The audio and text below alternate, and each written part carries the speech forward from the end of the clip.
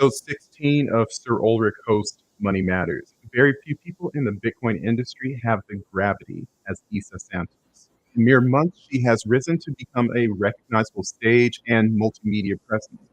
So let's find out more worldview, philosophy, and how Bitcoin fits in. Isa, bienvenidos y ¿cómo estás? Ah, te salió perfecto. Yo estoy muy bien y feliz. Muchas gracias por hacerme parte de Money Matters. I found out you guys came up with the show way before Jack Mallers. That's right. And you're going to also find out that I have absolutely no idea what you said. So I will put it on Google Translate after the show. Welcome to the show. And yeah, it's so funny. The Jack Mahler show probably came out maybe a month later, and I didn't even know about it. But I started searching my own show, and Jack Mahler's face came up. I'm like, what the heck is this? And I called John. And I'm like, we have a problem. But anyways, hopefully we get a little bit of that algorithm spillage. But Push. anyways, the show, it's not about us. It's about you. First of all, is Isa. I want you to tell me about your work currently in Bitcoin. I also want you to share with me your most recent big project and the next upcoming one for people to look for. I know you have multiple hats. You work with multiple companies. Kind of share what you're doing currently. So currently, like you mentioned, I'm doing a little bit of everything. I'm doing Bitcoin education and also Bitcoin content creation. Um, I recently started a company called Get Based with Julian and Adam, where we try to do based content, and we still also produce Bitcoin Backstage, which is a show we actually celebrated today, our 1 year anniversary. So for 52 weeks, we've launched 52 episodes. It's a show that bridges the Bitcoin community with the normies with easy to digest content. It's very nice. It's very nice. So, you know, you're very similar to me. Of course, I have this podcast. I do work with Swan Originals. It's not easy to balance all of those efforts, and at the same time try to bring good quality to each of them. So I applaud you on that. But you have only been in Bitcoin, if you will, for a little bit. I want you to tell me about the first time you actually heard about Bitcoin, and then tell me your first experience with the Bitcoin culture or industry. Well, the first time I heard of Bitcoin was in 2016. I Mhm. was in college, and I told my parents, I was like, invest in this. I had no idea. It was just like for profit. And at the time I had no money of my own, so I couldn't invest. And my dad said, no, we're not going to put it in there. Forgot about it. Fast forward to 2021. That's when I had my first encounter in the Bitcoin community. I ended up going to the Bitcoin conference in Wynwood right after the pandemic. And it was sort of like a time machine. I went in one person and I came out another. And that officially would have to be my first encounter with the Bitcoin community. Hmm. That's crazy. So when you went there, like, were you intending on going in, or was it just kind of like why were you at the Bitcoin conference in Wynwood? What was that? Were you there for Bitcoin or for something else? Well, I went there to cover the Bitcoin conference. It Hmm. started working at this newspaper called Ecom Daily News, and it was all the news that, were related to e-commerce. And my boyfriend goes, you need to cover the Bitcoin conference. Bitcoin is electronic money. That's the best way, to get to publish it on the newspaper. And at the time, my boss didn't want to buy me the tickets. So I had to find my way to get into the Bitcoin conference. And I ended up going in as Alex Vetsky's camera person. I reached out to, yeah, I reached out to all the speakers. I DM'd all of them, and Alex Vetsky was the only one that responded to me. Right on. and he helped me get go into the Bitcoin conference. And when I went in there, I was like, what? He he so Alex Betsky next to Francis and Maddox all orange pilled me that weekend because I was the local. I used to live in Miami and I had a car. So I was their chauffeur and I would drive them everywhere to all the parties and they would sneak me in as their plus one. And Hey. and in Francis would be like, this is why Bitcoin is the best. Fuck the best. Like, yes, I see eye to eye. I know where you're coming from. So it was Right. the best orange pilling experience that anyone could ever have. I remember leaving the conference and selling all my stocks and putting everything on Bitcoin. Mind you, this was peak bull market. Oh Well, man. bull market hit all time high. It was just an experience being able to be at this conference, seeing Tony Hawk, do skateboard in, he had like a skate ramp. Mhm. Um, Michael Saylor was walking around. I saw a picture of him there the other day in the Bitcoin conference 2021. I didn't know who he was at the time. Right. Then President Bukele makes this huge announcement about making Bitcoin a legal tender. There's buckets and buckets of bolivars thrown Mhm. everywhere. And I think it was also, I like the rebellion aspect of it, that it goes against everything that we're taught. And I met the smartest individuals at that conference.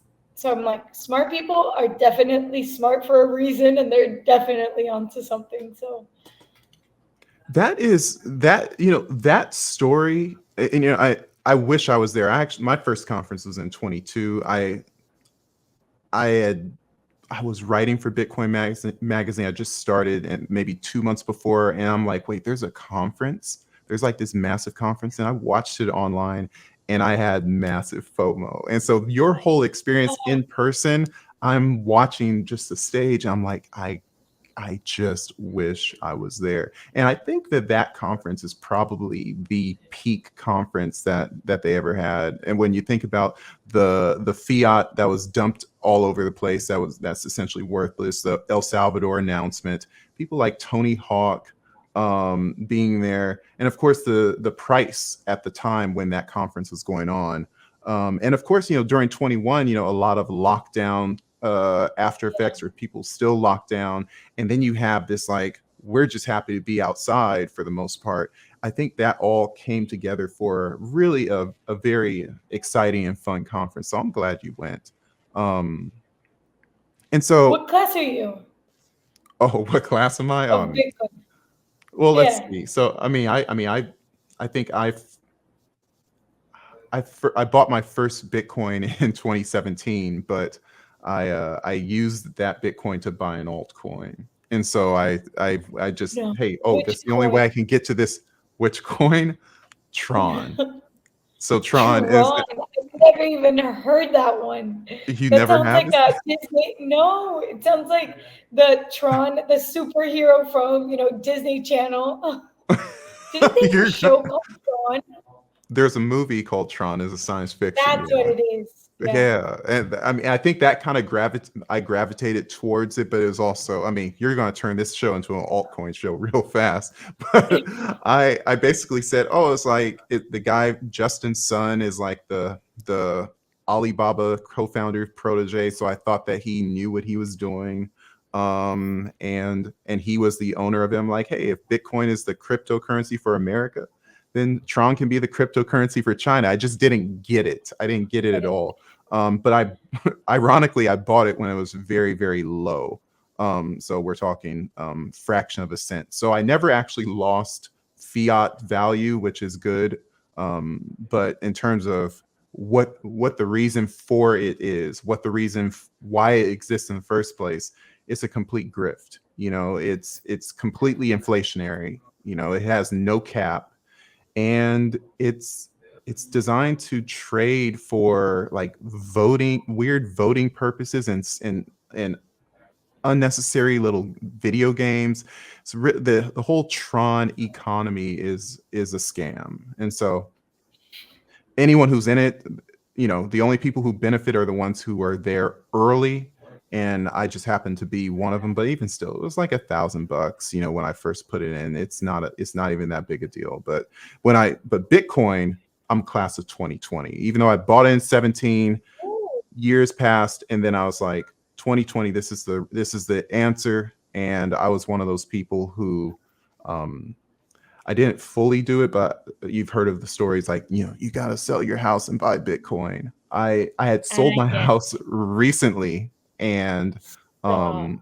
and a lot of the proceeds from that house kind of went in around that time. So yeah, That is it's so so funny. dope. Yeah, when I hear those stories, it's like people's like, you got to sell everything. And it's like, well, I kind of did. It just took me about 12 months to actually find a place to put it. So Yeah. yeah, that was kind of my story, and I'm happy, I'm comfortable, but we still work. We have a couple more cycles left to you and me, of course. Yeah. You um, have but dollar say cost what? average. Dollar cost average. Dollar cost average. That's right. Even still, even after that, dollar cost average, or whatever, whether it's every day, every month. These are the kind of things. Everyone has their time. From 5 years from now, we're going to look back and say, hey, everyone got in at a nice time. It's just a matter of, from a savings perspective, where are you saving your everyday money? And if you were to look at my bank account, I have enough dollars to pay bills, and that's just about it. I am definitely Bitcoin all the way. Um, but you walk in as a plus one. You walk into that conference 21 as a Yeah. plus one. You walk in as a friend, someone you barely know these people, and then you walk out, or at least soon after, as an employee for Bitcoin Magazine. Tell me how that. I mean, Zvetsky's not employed by Bitcoin Magazine, probably a good friend, but how did you work that networking to, like, all of a sudden you have a job with essentially the biggest media company in Bitcoin? So funny story. So I went in as Svetsky's camera person, and from the get go, me and Alex were like brother and sister. He kind of took me under his wing and taught me, everything about Bitcoin, and he helped me go into the media studio. So I stationed myself there. I put a huge, border. I brought my luggage, camera gear, tripod, everything. And obviously, like, he let me be. And at the conference, I interviewed everybody that I could. Um, since I mentioned I had messaged all the speakers, I sort of knew who I kind of wanted to interview, but I was interviewing them as in, like, what is Bitcoin? Explain to me, what is this? Why are we all here? Good question. Yeah. And one of the people I interviewed was Pete Rizzo. I interviewed him and we stayed in contact.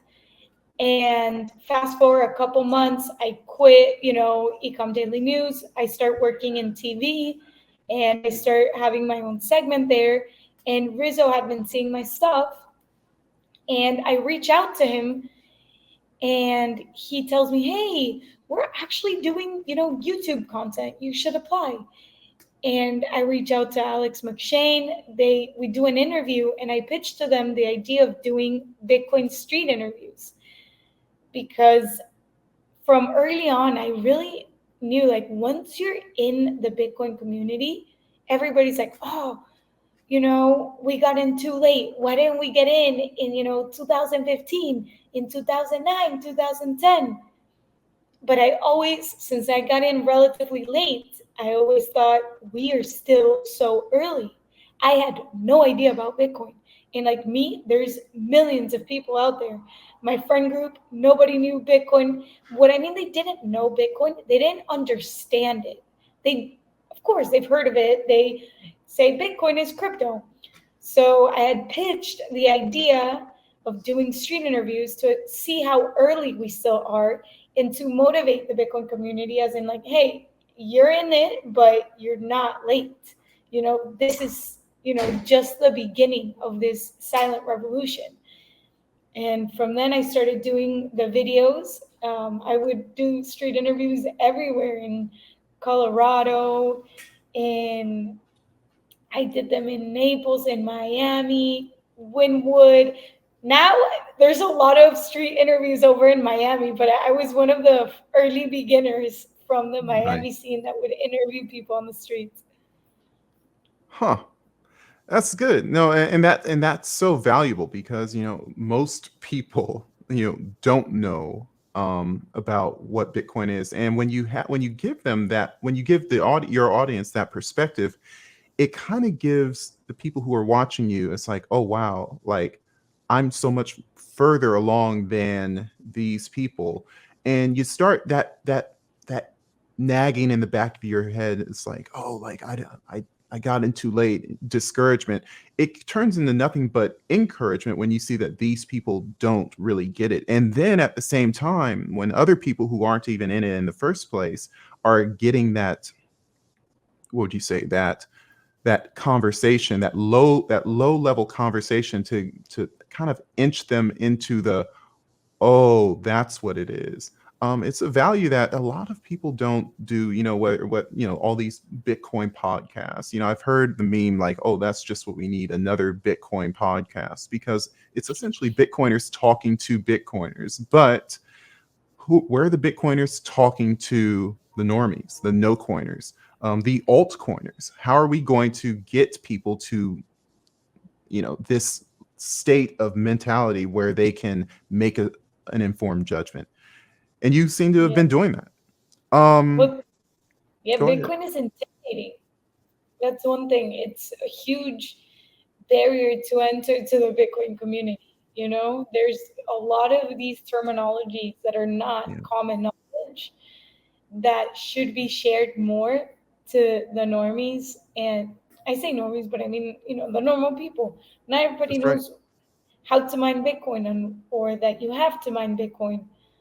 And like the slight difference of Bitcoin is not crypto. When we say that, we don't literally mean it's not a cryptographic currency or a cryptocurrency. We just mean that it's not a token or blockchain or altcoin or whatever you want to call them, that don't treat, that they're not a representative to becoming, an electronic cash system, peer to peer.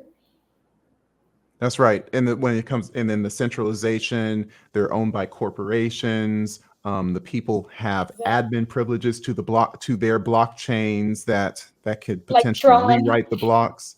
Like Tron, girl, I don't have it anymore. Don't don't chastise me. I'm done. I'm not an altcoiner. You're going to let me hear that one forever. Great. I knew I shouldn't have answered Especially that. because it's Tron. It's a top 10 cryptocurrency. Okay, no, just um so your work before Bitcoin, was it in Latin America? Was it in Miami? Like, where did you do your fiat job? Uh-oh, my, They wanted to my speak dog just too. it's okay. Sorry about that.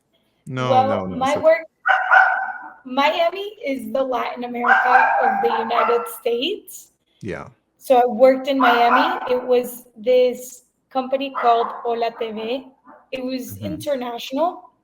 So it was a entertainment news channel in Spanish, and you could see it in Spain, Peru, wherever you were. You just needed to buy, I think it was Direct TV.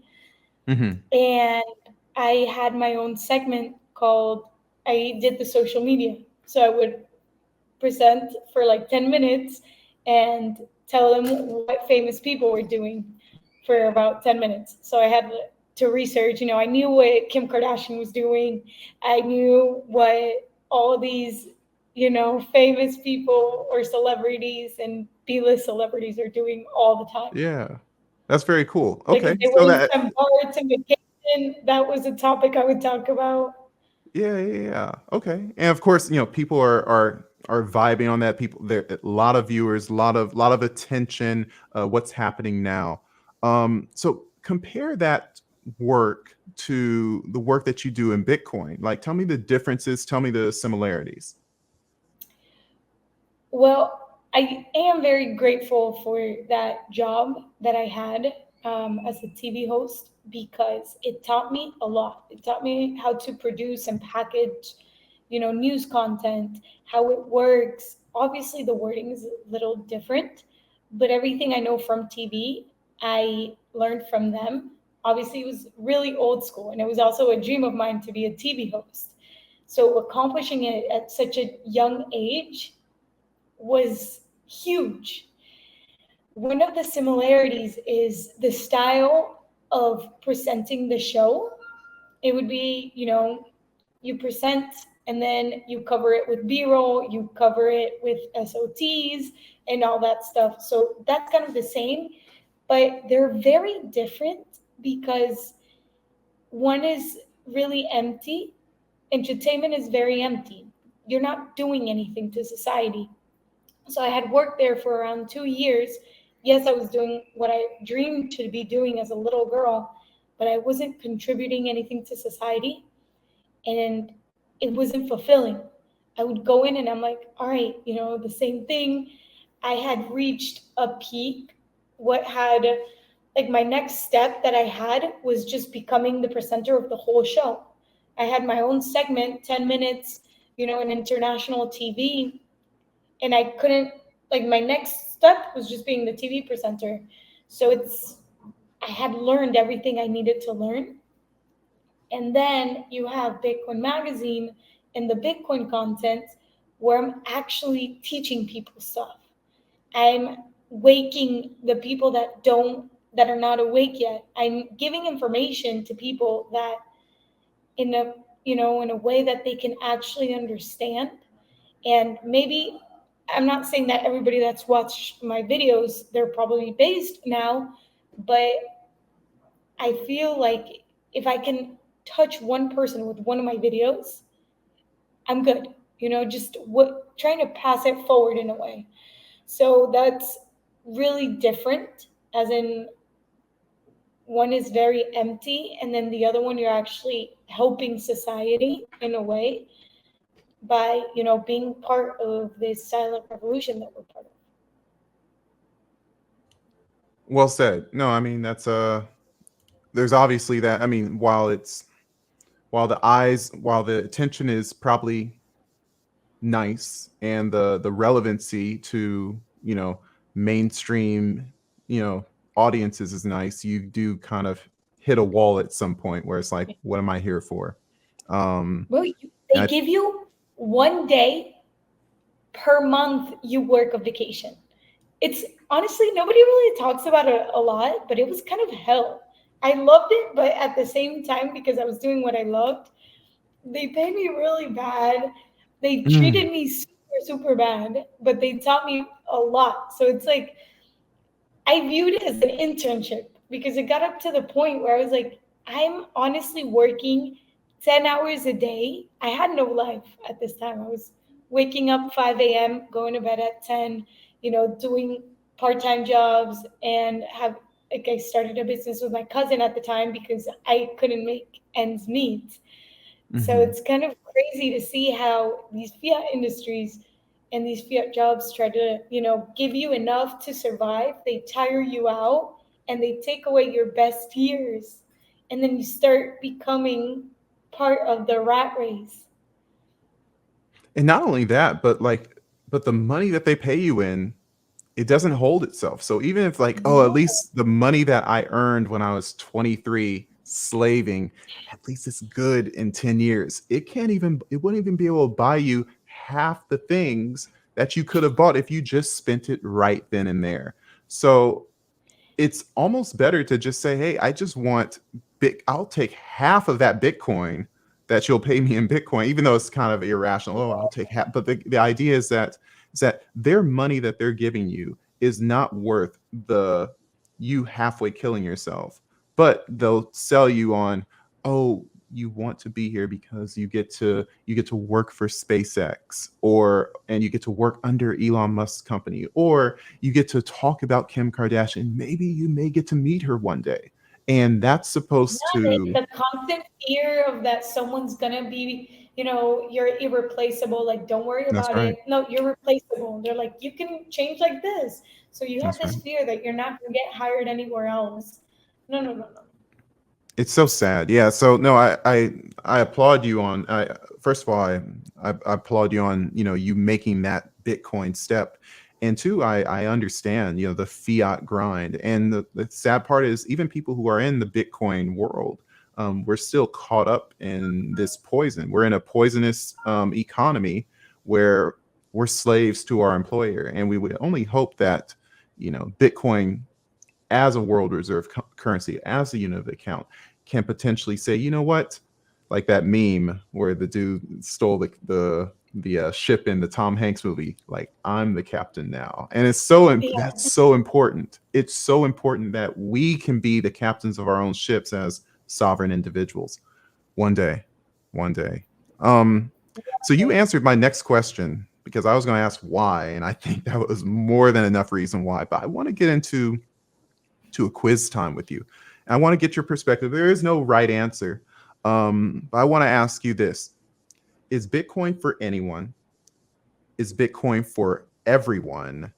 And if you had to choose which statement, tell me why. And then may I and then I'll tell you my reasons Okay. which one it is when you're done. So is Bitcoin for anyone or is Bitcoin for everyone?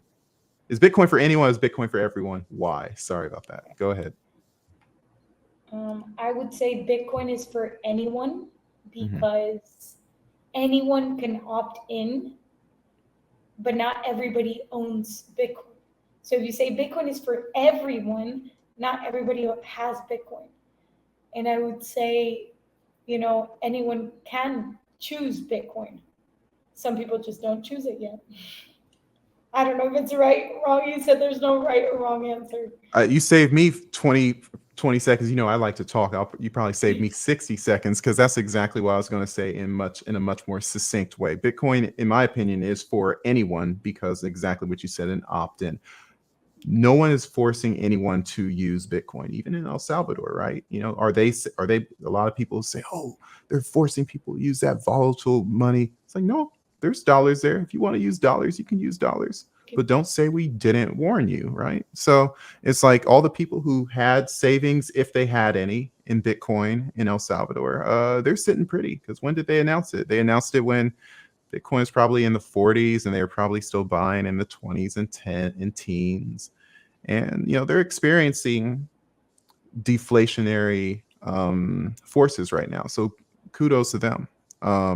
So I like that. I like that answer. I was hoping you didn't say Bitcoin's for everyone. I just think it sounds socialist. I don't know. Like, what do you mean it's for everyone? It kind of It's like, yeah, yeah. I don't like it at all. But you know, to each their own. What Here's another question: what does Bitcoin mean for the common individual? And then also, what does Bitcoin mean for the wealthy 1%? And then what does Bitcoin mean for governments? Okay, so it's funny you ask me that because I've been researching a lot about the Federal Reserve. And once you figure out how the Federal Reserve came to be, their reasoning, and how they made it so sinister in a way, they created it very sneaky. It made me realize that Bitcoin is hope. You know, when I was watching these documentaries about Jekyll Island, about the Federal Reserve and how they created the Federal Reserve in Jekyll Island, the top bankers at the time that controlled 1/4 of the global wealth, they pitched it in a way that didn't look like a central bank. And when I'm watching this, I was thinking, damn, like we're fucked. If you're not born into one of those families that are born into power that control the whole world, you really are getting the short end of the stick. There's no solution. And that's when I realized like Bitcoin is hope because even though that no, you know, money will always exist, I sort of looked at these documentaries and thought there was, a dead end, because we're common people. Me and you, we're not. I don't know. Maybe you have some connections with the Rockefellers, or the sorrows in the world, obviously. But if you're not born into that type of power, you're sort of nobody, and you will always be dealt the really shitty hand, whether you like to look at it or not. And Bitcoin kind of takes that power away from them and gives us a little bit of power. Yes, it benefits, early adapters more, but it's still your own money. It's still, freedom from the system. It's giving you a way to, saying like, okay, this is fucked what you guys are doing. We're going to run it a different way. Because if you look at it, there's central banks everywhere. Everywhere you look, all the countries are so corrupt and polluted with power, and it's only going to keep getting worse. And before Bitcoin, there was no solution. There was no silver lining into the whole situation. People were just complaining. Not complaining, obviously, you have the cypherpunks that were doing, trying to find an alternative. But I think now that they found this solution, it kind of wakes up the masses and being like, hey, this is, this is our sort of like our only option, our only lifeline that we have right now. And it makes it evens out the playing field in a way. Well stated. Well stated. There's nothing really to add to that. I would say, so you kind of talked about the governments, or at least the elite. And then you talked about the, the commoners. What about governments, like in the face of this Bitcoin? Like, Bitcoin is here, and I'm a government, and I see Bitcoin in front of me. What am I supposed to think now? Well, they're scared shitless. This is the first time someone's standing up, and you have the big corporations, the governments, the bankers. All of them are these huge cartels. You've heard the story of the Little Red Riding Hood. How the wolf dresses up as the grandma. Well, they're the freaking wolf dressed up as the grandma, trying to portray that they're pro community, trying to help us with everything, when in reality they're eating all of us alive, and we don't even know it yet, because the way that they lie is ridiculous. But obviously, I don't know if it has to do with Bitcoin or something, but if you look at the politics in the United States now, it's sort of like the puppeteers are kind of either freaking out and they don't know how to, run their own show, because right now everything's a shit show. Like the two presidential candidates that are running against each other, Trump and Biden, that presidential, debate that they had in June 27th shows you that they're not even trying to cover it anymore. Like, how can, these people run one of the greatest countries in the world and be a face and represent all of them? So I think Bitcoin does play an effect, because it's kind of, when someone's nervous and they start panicking, and this is the first time someone actually holds, sort of like an equal playing field in a way, because Bitcoin is run by the people. And if we all unite, we can literally take them out. But not enough people have woken up and realized this. But That's right. That's right. Yeah, I would say that Bitcoin is the great leveling of playing fields, like you said. But there are no rulers. It's a system built by rules. We talked about opting out of the system. Some people don't want. Well, it's like, hey, the system's pretty good. You have the option to stay there. But the idea is that, why should anyone be forced to use a certain money? Like, when we talk about governments are supposed to break up monopolies, but why do they have a monopoly on exchange and a monopoly on your savings? It doesn't make sense. They speak out both sides of their mouths. So it's like, they should be scared.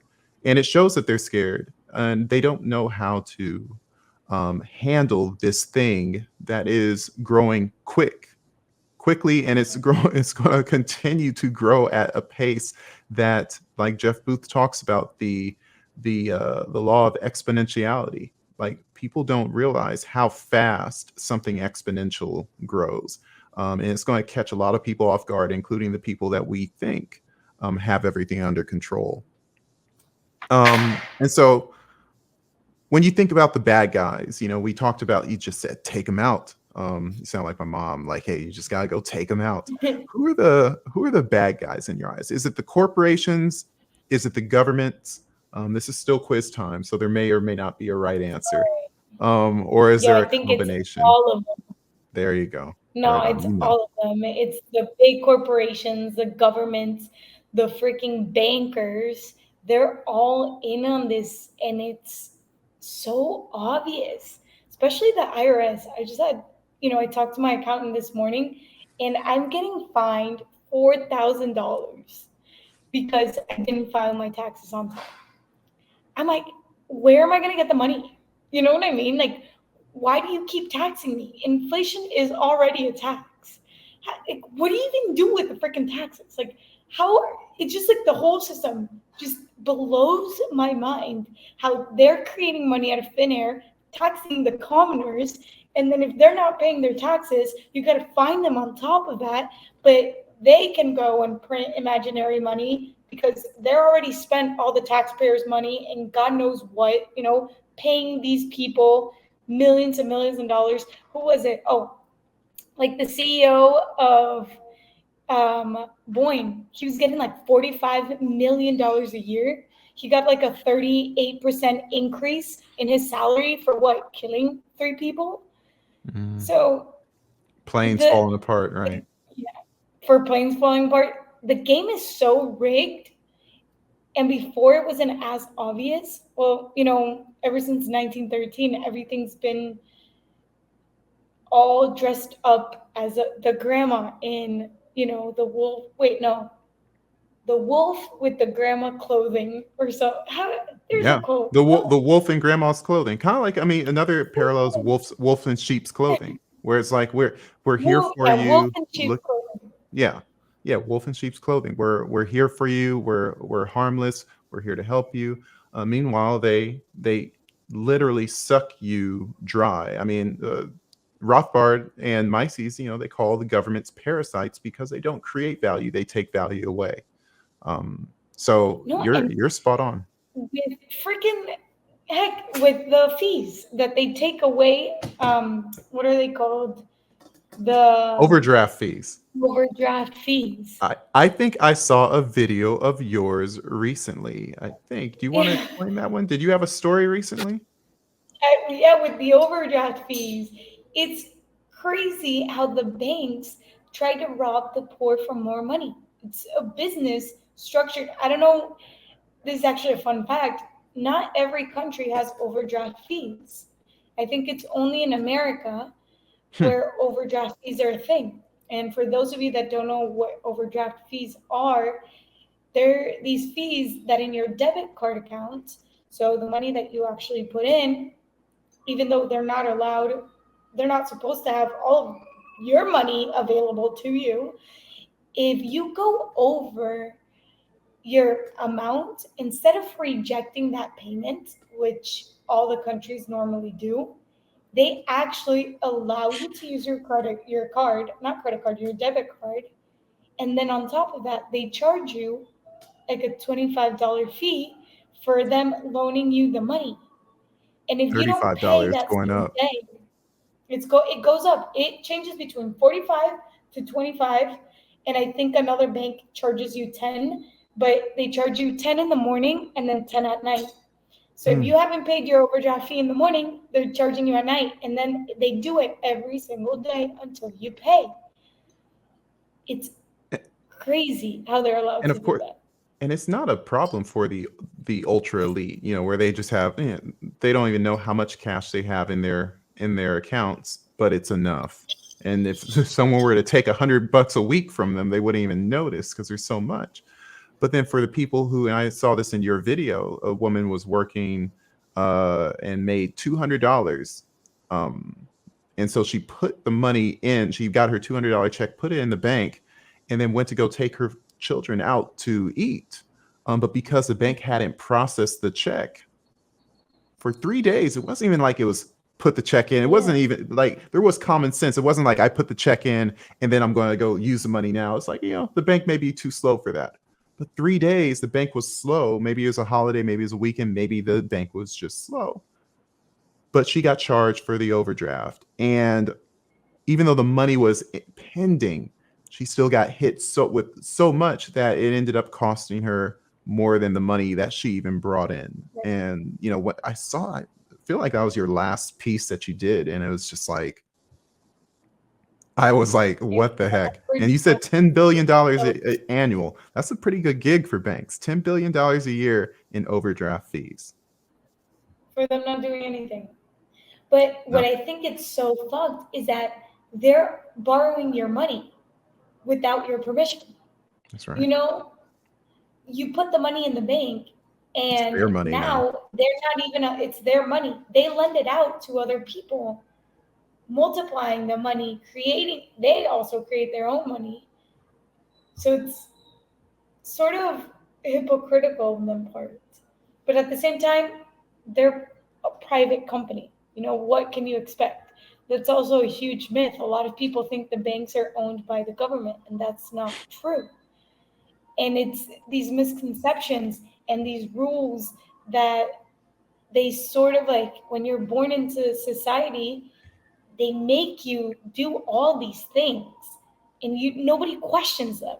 They are like, you have to go to school from the time you're 3 years old to the time you're 20 years old. And it's just a process of being indoctrinated. I was watching this video that popped up, and NASA actually did a study because they were trying to hire the most genius people out there. And in the study, they followed a group of children. The first, they're like, okay, we're going to have 10 children and we're going to test them to see if they're geniuses. How they would calculate if someone was a genius was if they used creative thinking to finding solutions. Out of that group, 98% of the children were considered geniuses. Then they did the study 5 years later. Out of those 98%, it went down to 55%. Out of those groups, they studied them again, and only 3% of them were considered geniuses. That's because the system takes away our creativity, and they start telling you how to think, what to do. And everybody has like these same goals and ambitions that keep you laser focused and keep you from questioning the system. Why has nobody asked, like, why do we have to make bank accounts? Like, why do we need a bank account? Why can't we pay cash? Or why do I need to go to school? Like, what if my degree, we spend more money doing in the degree instead of like opening up a business and, figuring out. I actually went to college, and obviously amazing 4 years, but I wouldn't say I learned. I just made connections. So it's telling things how they are. It's just, I hate how society now, everything is so fake and sugar-coated. Nobody can tell things how they are. And it all goes back to, 1913, everybody wearing the wolf in the sheep's clothing. Yeah, and especially the people who have the wolves in sheep's clothing come from the people who have something to gain by essentially tricking you. And like when you talked about the education one, that really hit home with me. I've written a lot about my own perspectives of fiat education and how I think it's essentially mind control and propaganda. But when you showed that example, just years in this system that encourages you to think one way, it doesn't teach you how to think, but it essentially teaches you what to think. And that's where the normie meme comes from, where you have this, this stone face, and everyone looks the same, and everyone gets put in the same information, and you wonder what, and everyone's complaining about the same things. Well, because guess what? Everyone goes down that same path that leads to essentially destruction. You talk about college. Of course, I went to college as well. I'm an engineer by study and trade, but a lot of people go to school and they say, "Oh yeah, we just have to go to college and get into six figures of debt." And they don't think, "Oh, my big sister went there and she's in trouble. I think I'll go do the same thing." It's like, why? Like, are we taking a step back and thinking, is there another way to reach whatever highest point of Maslow's hierarchy of needs, self-actualization? How can you reach that without giving up all your time, all your value, to these fiat systems, the banks, the schools, the government, what the government says? It's It's not also the government, society. I think it's been shunned across from us. Like nobody wants to be the black sheep. Everybody wants to fit in, and obviously Mhm. you can't blame them. It's been proven that healthy people need to be part of a community. Having friends, a significant other, your family there, it actually makes you a healthier person. And secluding yourself and going on the path less traveled by sort of makes society turn you away in a way. So right now I moved to an island in February, and obviously I love my family, but for them my family is very old school, very proper. They have, what do you mean you're going to move to an island, you're going to leave your job? Me quitting my job for them was like, oh, you're going to quit your job? What do you mean, you worked so hard for this? And they don't see it. And it's a lot of fights with them, for them, trying to see that I'm literally living my best life way more than they are, when they're, slaved to the system and being sort of like brainwashed into what to like, where to go, things to do, and trained to think in a certain way. And similarly, I feel like they keep you away. That's one of the ways that they do to keep you away from, stepping out and trying to do what you actually want to do. Mm. We have a sovereign individual on our show today, folks. We have a sovereign individual indeed. You went to an island, and it's like, hey, this is my island, and I ain't going nowhere. I would be like, what? How do you drive the But you don't freeway? have No, any I'm just rules on an island. say Yeah. that again. Well, there's no rules. There's no Yes. rules on an island. Mm, There's literally no. It's kind of crazy. It's really cool. so fun, so fun. So you're a part of, again, we talked about how you're part of multiple brands, and you joined up with Julian Figueroa and Adam, I forget his last name. What's Adam O'Brien. O'Brien? That's right. And they have this startup Get Based, and you're the third head, with that organization. Talk about the net benefit of working in this startup environment, and you guys are doing so well, and the videos are always well produced. Happy for y'all. And then you have Bitcoin Magazine on the other side, and they're not exactly classic corporate, but they have a corporate structure. They have a CEO, they have a president, Mike Germano, um, and they have all these managers. What is the benefit? Like, why leave that, or not leave it, but why give some of your time to this startup versus just staying with the safe, secure BTC Inc? What are your thoughts on, like what was going through your mind in that decision? Well, I always said I always like to be free, and I've always realized early on that I don't like to be told, you can't do that, and I don't like to stay in a little box. And I feel like we all have 24 hours in a day. We can do so much in one day. It doesn't mean just because you do one thing it doesn't mean you're going to do that one thing forever. Oh my God. That made it seem like I'm quitting Bitcoin Magazine. I'm not. I love Bitcoin Magazine and Issa I is love not listening. quitting Bitcoin Magazine. No, Everyone, this is a public service announcement. no. But what I mean is you can do many things. Like I also teach Bitcoin. I have a Bitcoin class in Bitcoin Isla. It's called Bitcoin Isla on the island called Isla Mujeres. So you can do so many things. You doesn't mean you can, if you do one thing, you're gonna do that. And so Get Base actually started because Julian reached out to me to do a documentary in Peru. I'm Peruvian, and he saw that and he was like, "Hey, would you want to do a documentary?" And I was like, "Heck yeah, let's do it." So we met for the first time in Peru shooting this documentary. Julian is from Canada.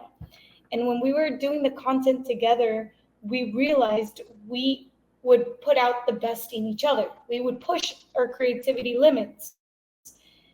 And we decided to do our own company because when we were going to do this, what's it called? This documentary called the Peru Doc. I don't know if you guys have seen it, but it's super amazing what they're doing over in Peru. We'll It's make this sure to keep nonprofit in the show nonprofit. notes.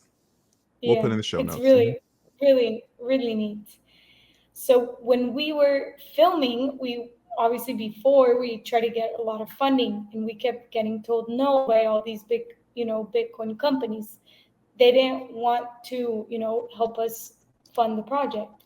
And then I was like, you know what? I'm getting tired of being told no, that you can't do this, or no, this idea is too crazy. And I was like, fuck it, why don't we just create something ourselves and, we create a company, we figure out how to get funds, and we can do all these crazy ideas that we have. And that's how we did it. And the thing was, Julian did a documentary with Adam a few months back, and he wanted to work with Adam. Adam is the founder of Bitcoin Well. It's a exchange in Canada, and but he just didn't know what. And I was sort of like the missing piece in the puzzle. So we decided to, start this company called Get Based, where it has two different functions. One, we create our own content, whatever we want to do. And the other one is we create content for based companies and we help them grow their community. And that's how we get our funding for all the crazy projects and ideas that we, have been putting out there. We actually have a couple documentaries coming up. Right on. Okay, so you did the Peru documentary. Talk to me about the next two documentaries. Well, one is Jekyll Island. We're gonna go to Jekyll Island and stay in the same hotel that all these huge bankers stayed at Okay. when they were doing the Federal Reserve. Okay. So that's Okay. kind of cool. I'm super excited for that. What And then region is that? the Is Jekyll Island in? Where is in that? Is that New Georgia. York? Georgia. Okay. It's okay. Yeah. No, Georgia. It's in Georgia on top of Florida. Mm-hmm. It's this little island. Apparently, that's where back in the 1900s the rich people would stay. It was like their winter homes. Mm-hmm. It was. It's this little island. I have never heard of it. I don't know if you've read The Creature of the Jekyll Island. The author explains it really well Mm-hmm. of how it was like their sanctuary, and all these bankers secretly went from New York. New York used to have the whole power of the money. They all went in disguises into a train from New York to Georgia to have this super secretive meeting. The thing was, they all hated competition because having competition meant that they were losing profit. And one of the ways that they would get rid of competition, if you can't buy them out, you merge with them. That's what a Mm-hmm. cartel is. You merge with the people that that are your competition, so you guys can have even more profit. And they all decided to merge together and make a central bank. But at the time in the 1900s, the US was so anti central banks because Europe was already doing it and they didn't like that. So they ended up making this huge lie of what it actually was, sugarcoating everything and making it seem like it wasn't a central bank. So the name goes Federal Reserve. It's not Mm. federal, but it doesn't hold any reserves. And having the name called, being federal, it gives it that authority. And reserves, it makes it seem like it does have reserves. Wild. But that was going to be wild. I'm excited for that one. Amazing. And the next one? The next one is, I don't know if I can say, but No it has pressure. to do with a lot of Bitcoiners, and with the Orange Pill app. With So the- that one's going to be okay. excited. Mateo. Okay, here we go. Here we go. Mateo is, Okay. Well, we're coming up to an hour, and I just want to say it's been a pleasure to have you on. Your time is valuable. We're definitely honored you're here, and I want to give you a moment to share with the audience where they can find you online, and also rehearse all the groups that you're affiliated with. a lot. So you can find me online.